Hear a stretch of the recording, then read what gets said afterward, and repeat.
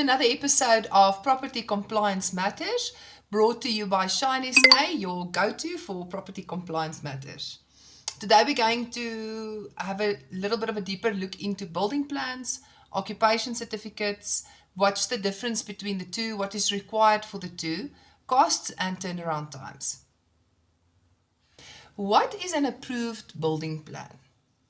An approved building plan is a submission that has been successfully completed with an architectural professional illustrating structures and basically producing building plans within the confinements or the regulations or the limitations of the National Building Regulations, that specific town planning scheme, and the council bylaws for that district council.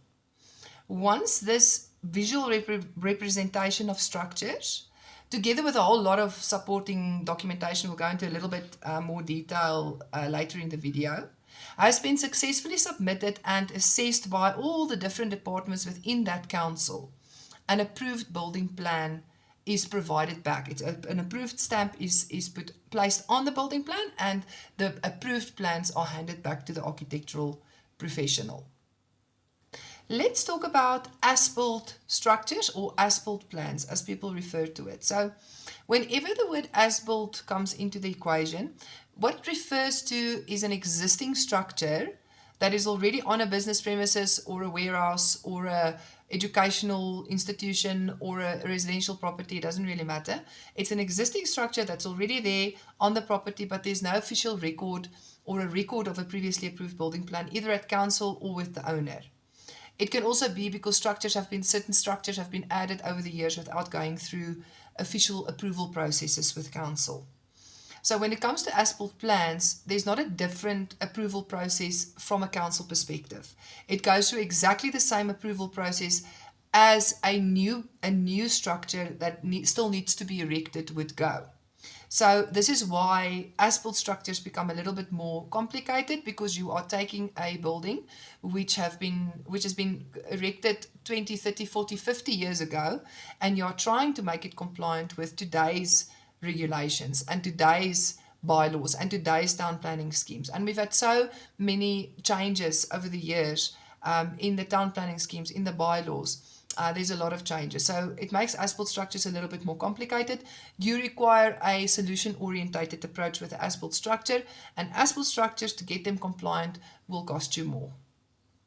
The supporting documentation with the building plan submission includes the title deed, the SG diagram, previously approved building plans where relevant, a general plan, municipal statements, power of attorney from the client, SANS forms from the architect, SANS forms from the engineer, if it's in the name of a business, CIPC documentation, drainage connection slips.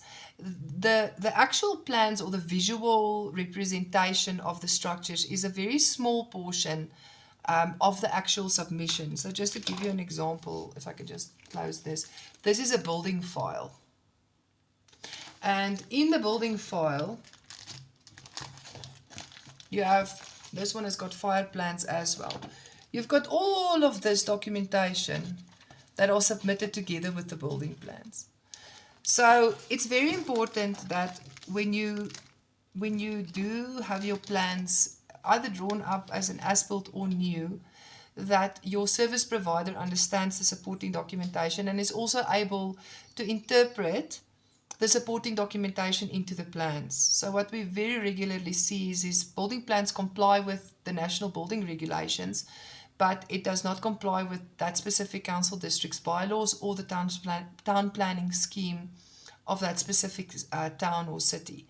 So it becomes very important that everybody thinks that when they see their set of building plans, the work is done, but it's not.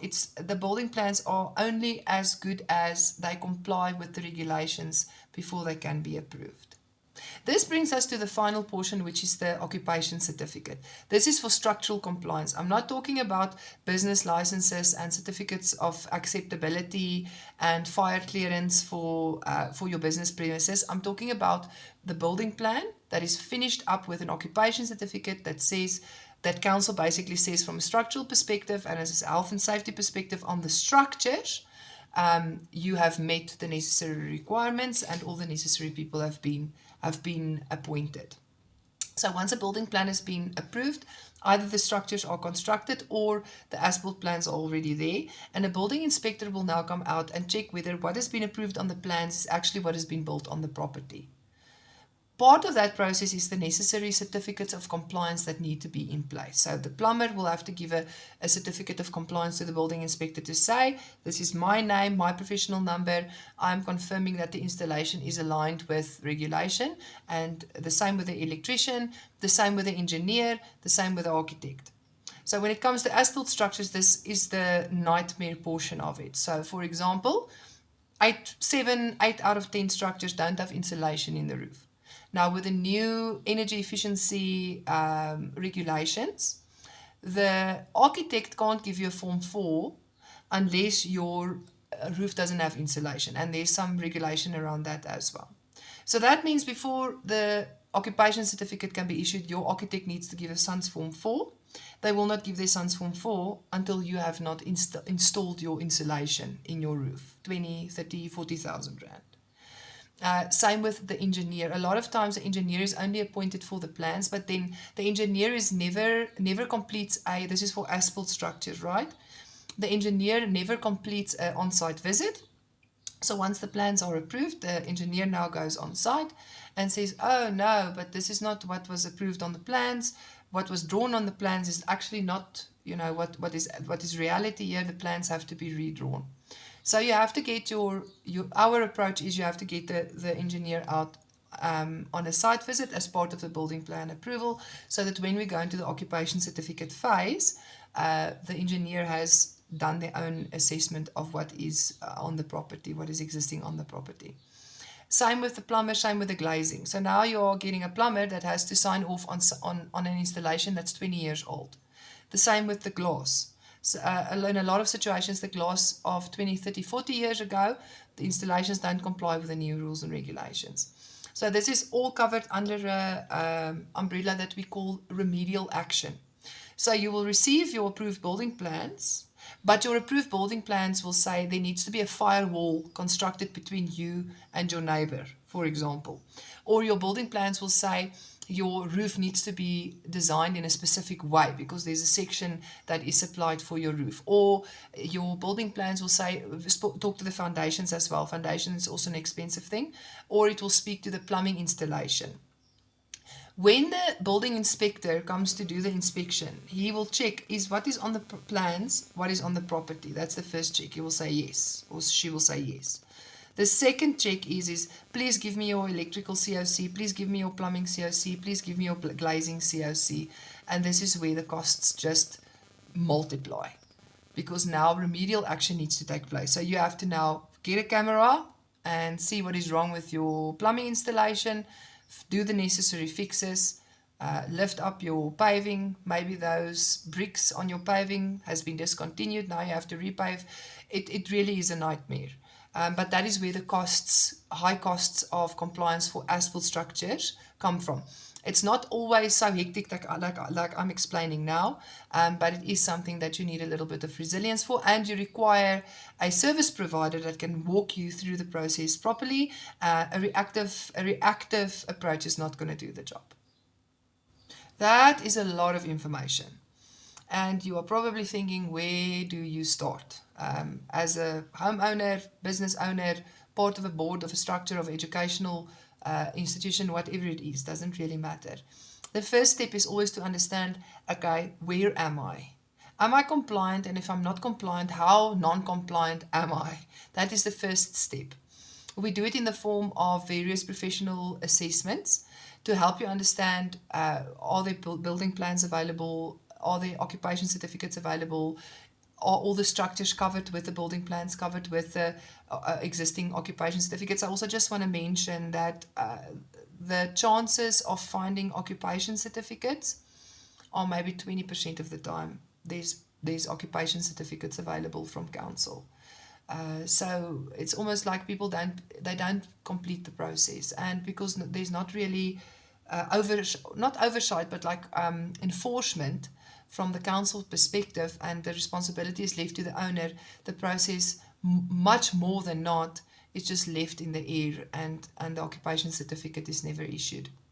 So it really is an area that requires attention from the owner, because that's the responsible party. And also we're seeing a lot of additional attention on occupation certificates because insurance companies have started to repudiate claims because occupation certificates are not available. Because the occupation certificate is basically the confirmation that the building plan recipe was followed.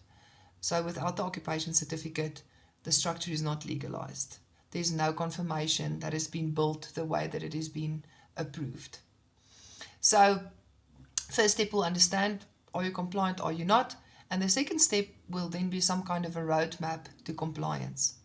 It's not always financially viable, and also in terms of time, everything cannot be handled at once, especially when you are looking at a little bit more complicated solutions like rezoning applications or consent use applications or second dwelling unit applications or title deed restrictions that need to be removed. It all adds additional time to the process. So a roadmap to compliance is very important, and then a service provider that can take you through the whole process. It's very normal in this industry that everybody works in silos, the architect and the engineer and the town planner and the geologist and then council. Everybody's working in their silo and everybody completes their little portion of the work, but there's not really somebody that walks with the client from the beginning to the end. So make sure that when you appoint a service provider, that the service provider will get you all the way through to building plan approval, as well as the issuing of the occupation certificate, and that they are able to assist you with service providers that are not going to rip you off, service providers that's not going to do a bad job, and then you in any case don't get the occupation certificate. It's actually a very intricate puzzle of different service providers that come together in one puzzle for an occupation certificate to be issued. It does require a little bit of resilience, and it does require a little bit of understanding and knowledge and knowing when what must go in where. So if that is what you require, or if you require any additional information, or you would like a coffee chat or a discussion, please reach out to me. The details are on the screen. God bless.